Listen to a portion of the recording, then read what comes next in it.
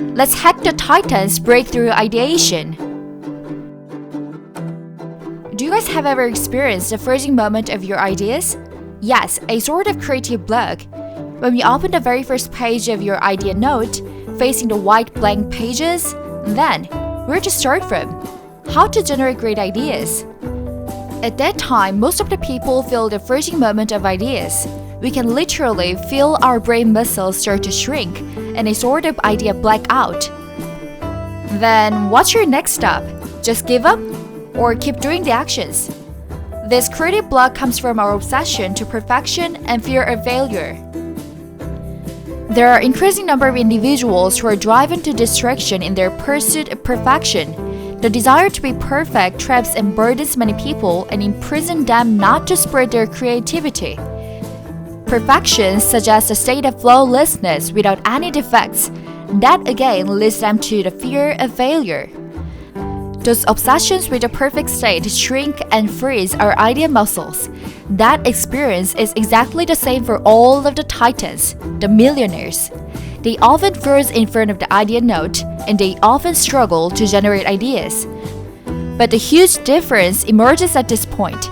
The titans know how to deal with the fear of defects and soothe their obsession with the perfection. And finally, they know how to break through the freezing moment and always be creative. Here are the Titans' best advice for getting over the fear of failure and break those creative blocks. Richard Branson, Elon Musk, Catmull, Vonnegut, Seth Godin, and Sara Blakely tell us the secret know-hows. And they also tell us how you can dare to chase your wildest dreams. Let's hack the Titans.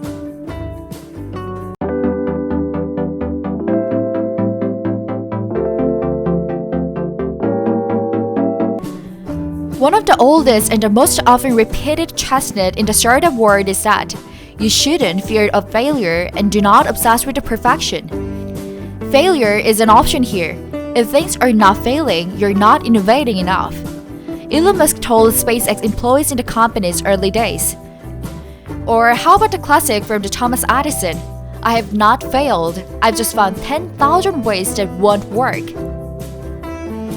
Entrepreneurs are bombarded with the message that getting over your fear of failure is essential for the success. Probably because it's true, but that doesn't make it easy. Failure feels terrible for most of the normal humans, and it's natural to worry about the social, economic, and business costs of falling on your face. But just because the fear of failure is hardwired into us, it does not mean that you cannot overcome it.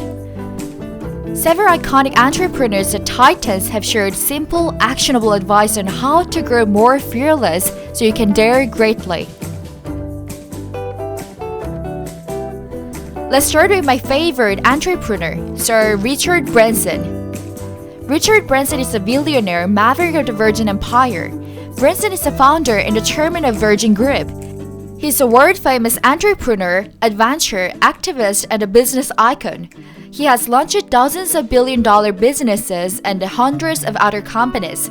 I guess Richard Branson is the perfect definition of the word maverick. That is why I love him. Do you want to know one common habit among the successful people? They get things out of their head and down on the paper. Sir Richard Branson has been known to carry a notebook everywhere he goes, and he also credits writing things down as one of the most powerful success habits. But Richard Branson's idea note is something different. He divides one page into two columns and write the idea on the one side and write down the actual action plans on the other side. This idea note is the starting point of his Virgin Atlantic. Let's directly hear from his interview. I then divide my papers into two columns. One column is a list of ideas. On the other column is a list of first steps. Remember, only the first steps, because you have no idea where the first step will take you. One of my favorite examples. Richard Branson didn't like the service on the airline he was flying, so he had an idea. I'm going to start a new airline. How the heck can a magazine publisher start an airline from scratch with no money? He says that it seems nonsense. So even he was laughing at his idealistic idea. but he had to figure out the actual steps for the other column. His first step, he called Boeing to see if they have an airplane he could lease. No idea is so big so you can take a first step. If the first step seems too hard, make it simpler. And don't worry again if the idea is bad. This is all practice. That was the starting moment of the Virgin Atlantic. He also says, stick your neck out is a lot more fun than sitting at home or watching other people do it. Adding to that, Sir Richard Branson claims to sometimes be anxious just like everyone else. There were countless times during our record-breaking hot air balloon trips when I wondered whether we are going to make it back down to Earth alive. Rather than focusing on how bad a particular negative outcome might be, Branson suggests you to focus on learning. Calling failure one of the greatest learning tools, Branson recommends dosing a group of anxious thinking about all the things a seemingly negative experience is teaching them. Switching your lens in this way will shift your focus from the short-term discomfort of failure to the long-term gains that should boost your courage.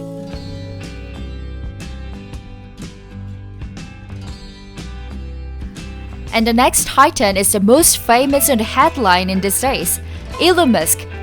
Sometimes fatalism might be better than the possibility. With his rocket ship company and a dream of colonizing Mars, Musk may seem like a naturally fearless type, but he previously confessed that, I feel fear quite strongly. Then how does he overcome the fear? Not as you might expect, through positive thinking, but through its opposite, fatalism. Sometimes that can be helpful as fatalism to some degree, Musk explains. If you just accept the probabilities, then that diminishes fear.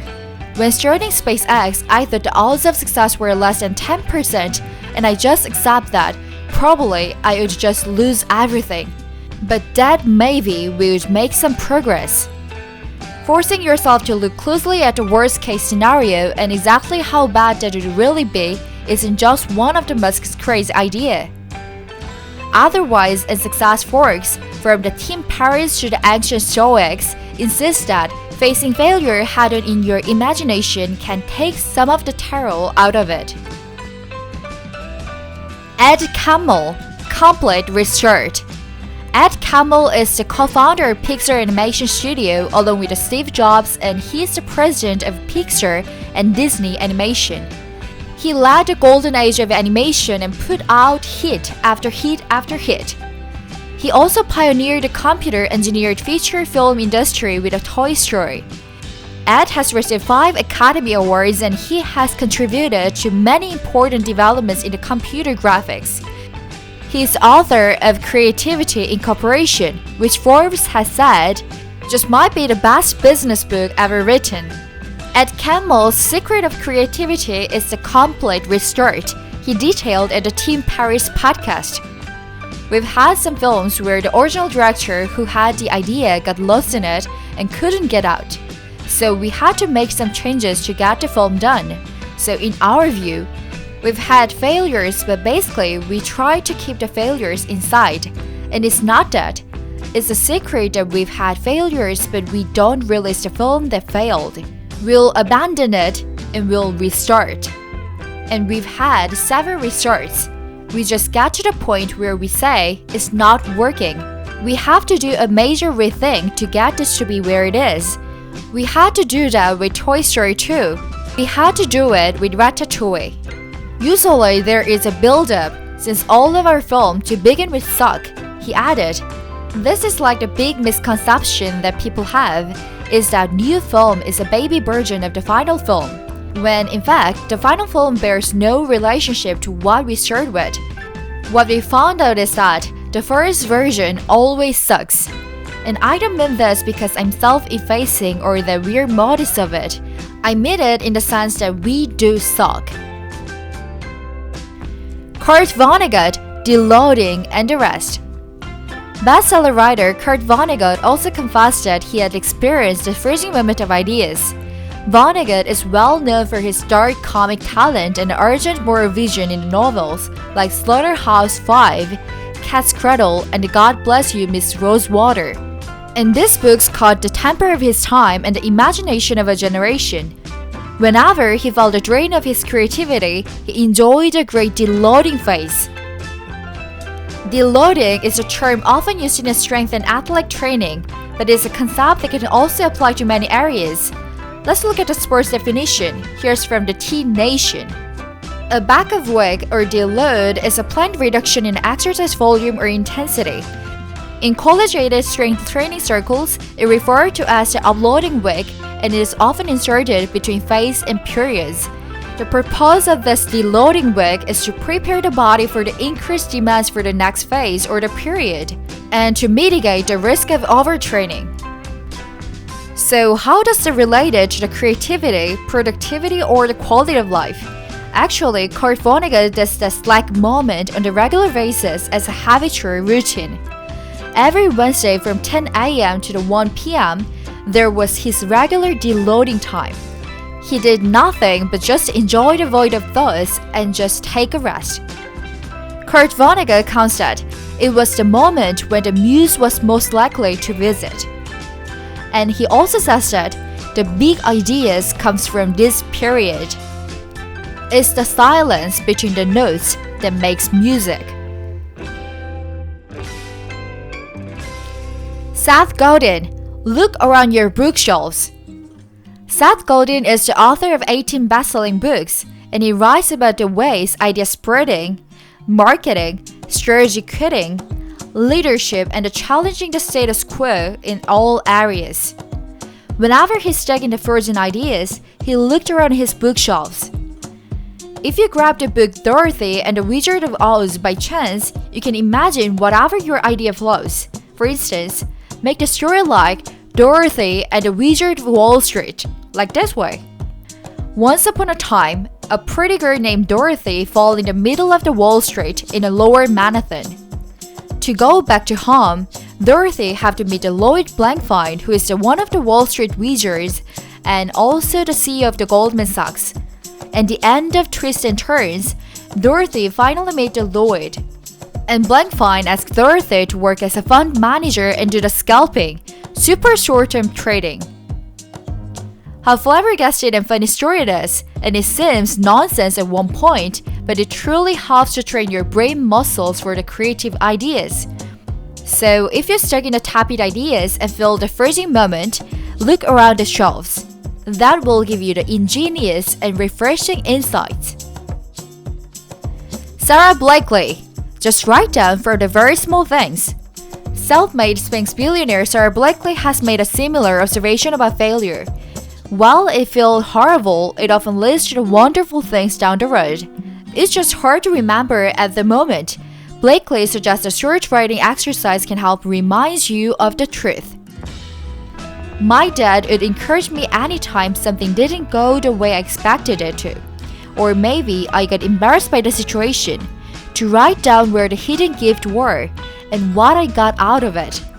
Blakely told Business Insider, I started realizing that in everything there was something amazing nugget that I wouldn't have wanted to pass up. You could try this too. Next time you've experienced a setback and it stings, get out a pen and paper and try to write out all the positive that are likely to come out of experience. You might train your brain to think of the failure as less of the disaster and more of the stepping stone to the greater future success.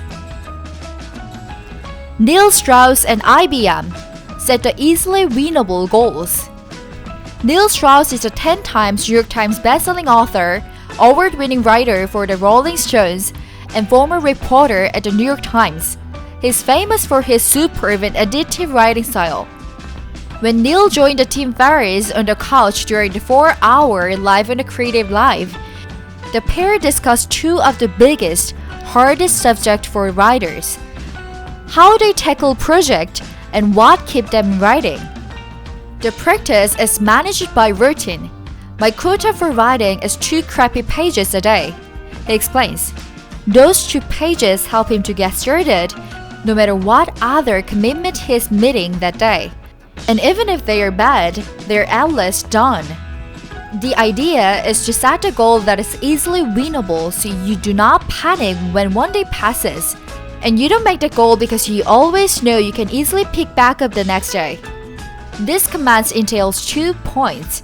One is to the writing as a habitual routine, and the other is to set the goal which is lower enough to be easily winnable. Here's another story. A few decades ago, IBM has a legend story of its sales management, lower quotas for the better profits. IBM was widely known for allowing most of the salesmen to reach quota and join the 100% club. In this way, they created a culture of winners. There was only one way to achieve this year after year: quota under assignment. IBM gave their salespeople a small amount of quota per day and let them easily join the daily assignment. So this strategy makes them to call the customers without any burden for matching the daily assignment, so they can easily overdo yesterday's quotas. Every stories are the same on the idea generation, the ideation. The obsession with perfection reinforces the fear of failure, and lastly, frees our idea muscles. This experience is not only happening to us, but also the Titans. But the Titans know how to deal with it and get over it. Now we also know that life hacks. Then it's time for us to show our creativity to the world. Thank you so much for watching my video, and please subscribe to my channel and show your thumbs up. And I will hop around the world and bring lots of thousands of funny stories to you. Let's hop around together. Thank you, and see you again!